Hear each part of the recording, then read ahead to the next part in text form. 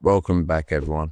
Today we're kicking off a brand new 7 Days to Die playthrough, and this one's going to be a real challenge. Our mission is simple: start with absolutely nothing and try to survive the very first blood moon. For this playthrough, I thought, why not crank things up to insane difficulty in version 3.0? If we're going to suffer, we might as well go all in. I've also changed a few other settings based on my personal preferences. For example, I've lowered the vehicle damage taken from collisions, as I think the default setting is a bit too punishing. I've also turned death penalties off because honestly, I feel like I'm going to be dying a lot. But who knows, maybe we'll surprise ourselves, or maybe this series will turn into one long disaster. Either way, there's only one way to find out. Let's jump in and see how long we can survive. With insane difficulty, every decision matters right from the start, so the first priority is getting the basics sorted. I'll gather enough resources to craft some simple stone tools, put down a bedroll, and get myself ready to survive the first day.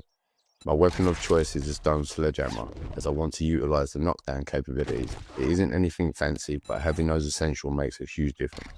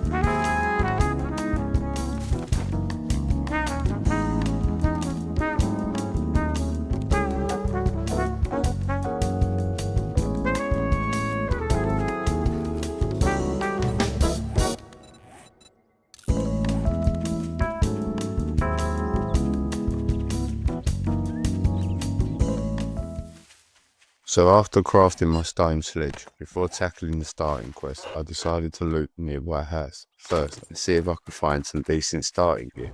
Straight away I found an armor up magazine sitting in the mailbox. Not a bad start at all.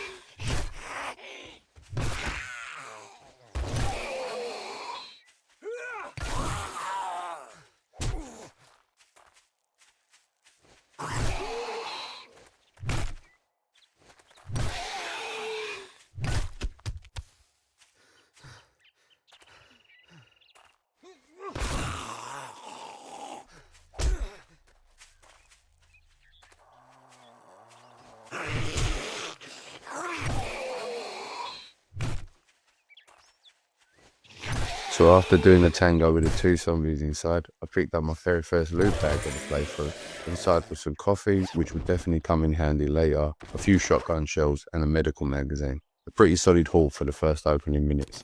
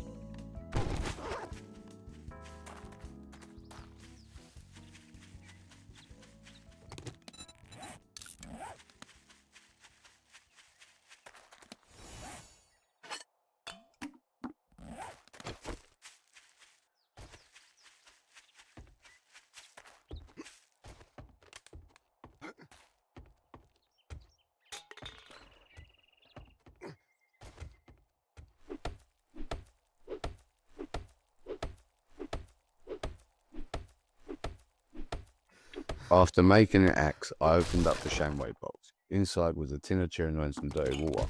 If I can find a cooking pot today, that little haul is going to work out nicely.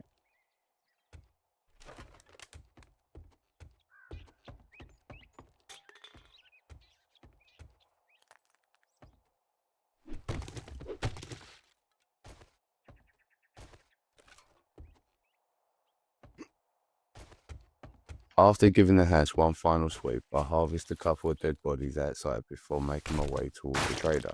On the way, I figured I might as well complete the starting challenges. They're a great source of early XP and usually net you around 4 to 5 skill points.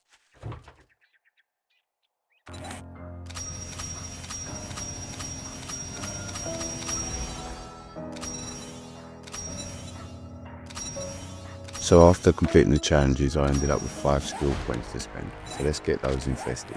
First things first, we're putting some more power behind the sledgehammer so we can really start popping heads. I'll put 1 point into sledgehammers followed by 1 point into strength. Next, I'm investing a point into living off the land. This is a fantastic early game perk because it lets us harvest extra crops from the wild and all those flowers we pick up can be sold for easy dukes, giving us a nice bit of extra cash for them important early game purchases.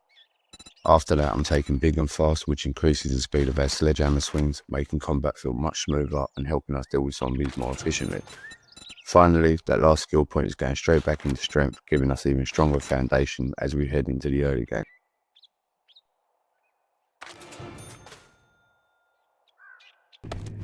Now for the interesting bit. While completing those challenges, I came across a tree stump and immediately remembered just how deadly a swarm of bees can be in this game, especially on insane difficulty. So yeah, here's death number 1 and time to start a death counter. Oh well, life goes on. Not long after, I passed through a cornfield and harvest a decent amount for later. It's always a good idea to keep some fresh veggies on you. I also managed to bag myself a rabbit after showing off my world-class archery skills. I was in the Olympics, you know, at least that's what I keep telling myself. While I was there, I also helped myself to get some local produce. I had a feeling the locals wouldn't mind.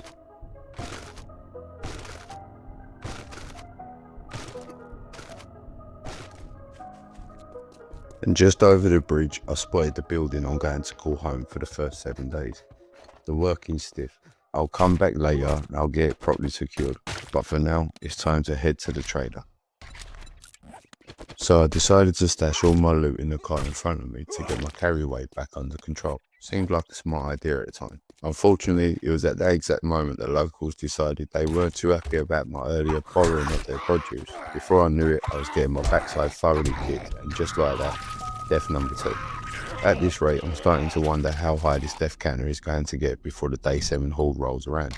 So let's make it interesting. Drop your guess in the comments. How many times do you think I'm going to die before the blood moon arrives? And there we have it. Turns out the locals did mind me helping myself to their crops. After dealing with a few more angry residents and stashing my loot inside the car, I finally pushed onwards towards the trader. When I arrived, I noticed both of the forge and the workbench were already working. That's really good to know in case I need them in an emergency. Right then, let's go see Rep and find out what he's got to offer. Off your face. Doing one job doesn't make us pals. Well, come to think of it, I do have a task for a lowlife. Word of advice. Next time, bathe before coming to a job interview. Well, now I completely understand why every other survivor in these lands seems to have a special bullet with Rep's name on it. The first thing he does is tell me I stink. How dare he? Anyway, buy my junk and keep that sledgehammer book nice and warm for me. I'll be back for it later.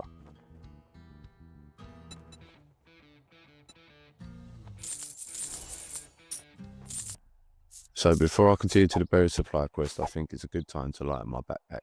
To be fair, I picked up some pretty decent loot from the trader compound, along with a few miscellaneous bags I found during my travels. The magazine haul has been pretty solid so far. I've managed to find 2 medical mags, 1 forger head, 1 rifle, 1 farming, 1 cooking, 1 traps, and 1 bow mag. That's a pretty good start for day 1, and it's going to give us a nice head start as we progress through the playthrough. So after arriving at my buried supply quest, I realised I had a stroke of luck. The supplies had spawned in the burn barn, which makes my loot stage go up, so I figured I better get started. After dealing with one of the locals who decided they wanted to interrupt me, I got straight back to digging. Eventually, I located the berry supply lockbox, after making sure I had a clear way back out of the hole. I cracked it open to see what treasures were waiting for me. Inside I found a jar, sham sandwich and some rotten flesh. Looks like I just dug up somebody's old packed lunch. So after making my way back to Rep, I decided to take the pipe bundle as my quest reward. That way I could start using ranged weapons to soften up zombies before they get close enough to introduce themselves to my sledgehammer. I also picked up the machine gun magazines as my bonus reward before choosing my next job for tomorrow at the hook, line and sinker. Hopefully that one pays a little bit more than somebody's mouldy lunch. So after leaving Rex's front door, it would seem one of the local bikers wanted to make a complaint about Rex's less than friendly attitude. But being the good Samaritan that I am, I gladly showed him exactly where to find Rex. The sense of joy you get from helping your fellow man. It's simply indescribable. Anyway, with my good deed for the day complete, it was time to head back to the working stiffs and get my base set up before nightfall. I really don't fancy being stuck at ground level when 10 o'clock rolls round. I'd rather much be somewhere safe to call home before the zombies start getting a little too enthusiastic.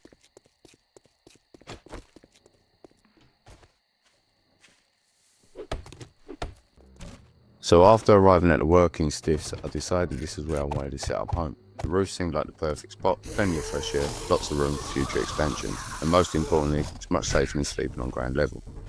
Of course, it wouldn't be that easy. It turned out we had a few unwanted residents already living up there. After introducing them to the business end of my sledgehammer, I finally had a place to myself.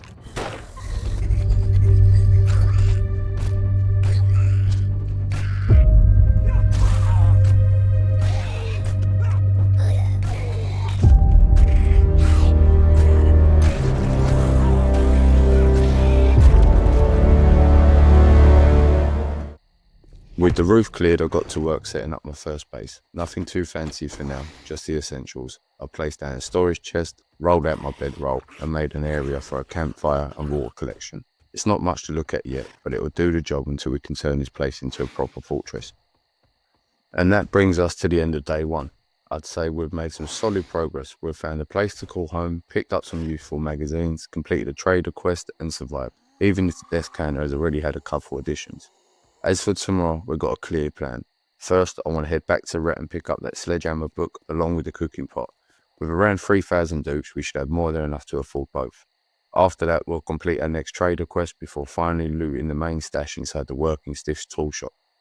Then it's time to start gathering plenty of resources because I want to begin construction on our Horde base by day 3.